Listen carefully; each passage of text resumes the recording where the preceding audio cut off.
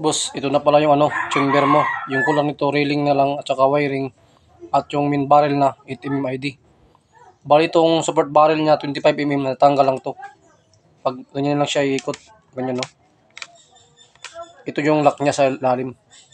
Ganyan, tas sugutin. Yan. Tas iikot mo rin para matanggal siya. Yan siya. Tanggal siya. Tas pati itong housing, ganyan lang siya. Ito yung gas niya.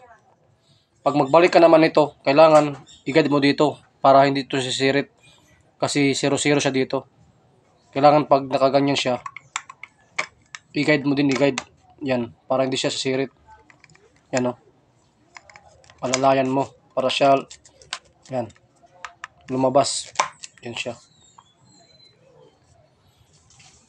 Hindi mo na ako magbibideo ng pag-refill. Wala pa kasi akong bitin. Magsinala ako ng video. Tapos ganyan siya pagbalik din.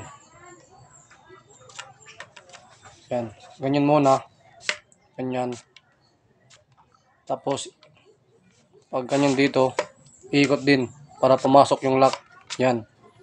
Tapos ikot. Yan. Yan yung lock sa ilalim. Para sasangga dito. Yan. Tapos nalagyan ko pa dito ng maliliit na tornilyo. Para hindi iikot yung support barrel. Pag ganyan siya. Pag lock, para hindi siya iikot. Lagyan ko dito ng maliliit na tornilyo. Pag meron na siyang main barrel na 8mm ID. Yan lang muna boss.